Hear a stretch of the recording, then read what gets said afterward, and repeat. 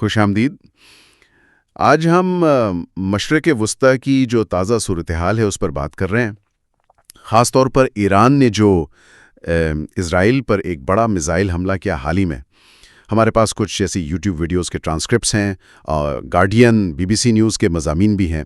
تو مقصد یہ ہے کہ ان ذرائع کو دیکھتے ہوئے سمجھیں کہ ایران نے یہ کیوں کیا، کیسے کیا اور اس کے فوری اثرات کیا ہوئے۔ تو آئیے ذرا گہرائی میں جاتے ہیں اس کے۔ جی بالکل، اور یہ واقعات جو ہیں یہ خطے میں ایک نئی اور شاید زیادہ خطرناک کشیدگی کی طرف اشارہ کر رہے ہیں۔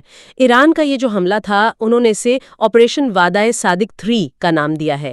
تو بظاہر یہ ایک جواب تھا ان اسرائیلی حملوں کا جن میں پہلے سینئر ایرانی فوجی افسران اور کچھ اطلاعات کے مطابق جوہری پروگرام سے جڑے لوگ بھی نشانہ بنے تھے۔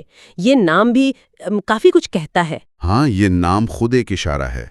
اچھا، ان ذرائع میں جو ایک بات بہت نمایاں ہے وہ ہے حملے کا سکیل، مطلب پیمانہ۔ بتایا جا رہا ہے کہ ایران نے کوئی 100 سے 150 بیلسٹک میزائل، یہ وہ تیز والے میزائل ہوتے ہیں نا، جی وہی تیز رفتار زیادہ اونچائی پر جانے والے، اور ساتھ میں درجنوں ڈرونز بھی استعمال کیے۔ تو لگتا ہے کوشش یہ تھی کہ تل ابیب جیسے شہروں کو ٹارگٹ کر کے اسرائیل کا جو دفاعی نظام ہے، جیسے وہ آئرن ڈوم جو مشہور ہے، ہاں آئرن ڈوم، اور ایرو 3 بھی ہے شاید، جی ایرو 3 جو زیادہ فاصلے والے میزائلوں کے لیے ہے، ہاں، تو ان پر اتنا پریشر ڈالا جائے کہ وہ بس کام نہ کر پائیں، مغلوب ہو جائیں۔ بالکل، اور کئی رپورٹس اور جو ویڈیوز وغیرہ سامنے آئی ہیں ان سے یہ تاثر تو ملتا ہے کہ کچھ جگہوں پر یہ ڈیفنس سسٹم پوری طرح شاید کامیاب نہیں رہے۔ میزائل شہری علاقوں میں گرے بھی، تل ابیب میں ایک رہائشی عمارت کو نقصان پہنچنے کی بھی خبریں آئیں، اور یہ بات بھی اگرچہ تصدیق شدہ نہیں کہ شاید کچھ میزائل آبدوزوں سے بھی داغے گئے ہوں۔ اچھا، آبدوزوں سے بھی؟ جی، یہ بھی کچھ رپورٹس میں ذکر ہے۔ اس سے تو دفاعی چیلنج اور بڑھ جاتا ہے، مطلب ایک کثیر الجہتی حملہ جس کا مقصد صاف تھا کہ دفاعی صلاحیتوں کو جانچا جائے اور ان پر حاوی ہو جائے۔ یہاں ایک اور دلچسپ پہلو ہے، وہ متضاد دعووں کا۔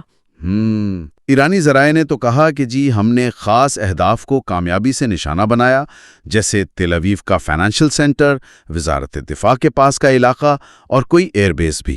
انہوں نے کافی بڑے دعوے کیے۔ دوسری طرف اسرائیلی حکام کہہ رہے تھے کہ نہیں، زیادہ تر میزائل تو ہم نے روک دیے یا وہ اپنے ہدف تک پہنچے ہی نہیں، اور شروع میں جانی نقصان بھی کم بتایا گیا تھا، کوئی 34 زخمی، بعد میں البتہ 3 ہلاکتوں کی بات آئی۔ جی، مادی نقصان تو انہوں نے مانا۔ ہاں، مادی نقصان تسلیم کیا۔ اور یہیں سے دیکھیں وہ انفارمیشن وارفیئر والی بات اہم ہو جاتی ہے۔ یہ صرف فزیکل جنگ نہیں رہی، یہ بیانیے کی جنگ بھی بن گئی۔ صحیح۔ ایران نے حملوں کی ویڈیوز جاری کی، سخت بیانات آئے، وہ جیسے ایک بیان تھا، زندگی ان کے لیے تلخ بنا دیں گے۔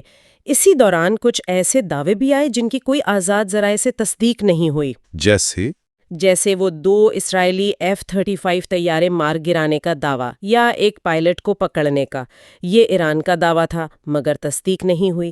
یا پھر وہ ایک غیر مصدقہ رپورٹ پاکستان کے بارے میں کہ اس نے امریکہ کے ذریعے اسرائیل کو کوئی انٹیلیجنس دی۔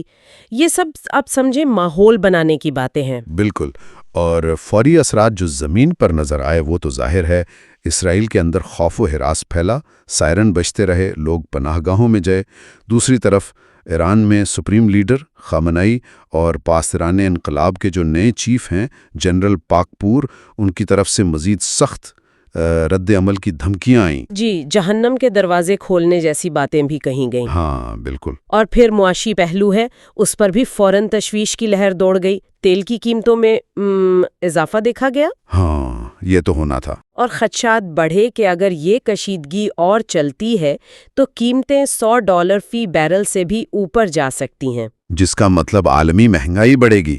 بالکل، اور بھارت جیسے ممالک جو بہت تیل امپورٹ کرتے ہیں ان کے لیے سپلائی کے مسائل بھی بڑھ سکتے ہیں۔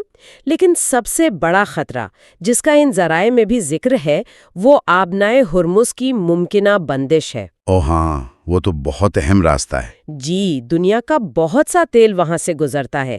اگر وہ بند ہو جائے تو اندازہ ہے کہ تیل 150 شاید $200 تک بھی جا سکتا ہے۔ وہ تو عالمی معیشت کے لیے تباہ کن ہوگا، شدید دھچکا۔ بالکل۔ اور ایسا لگتا نہیں کہ یہ معاملہ ٹھنڈا ہو گیا ہے۔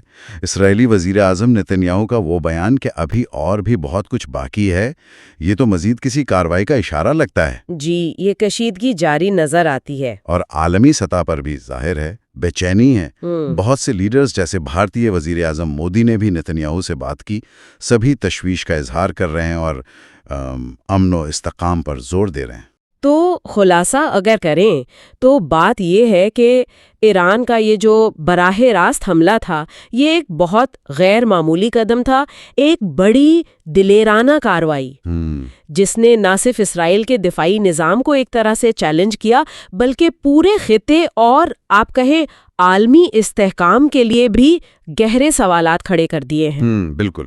اب آگے دیکھنا ہوگا یہ جو بڑھتی ہوئی کشیدگی ہے جہاں دونوں طرف سے اپنی ملٹری پاور کا مظاہرہ ہو رہا ہے، یہ مستقبل میں خطے میں طاقت کے توازن پر کیسے اثر انداز ہوتی ہے؟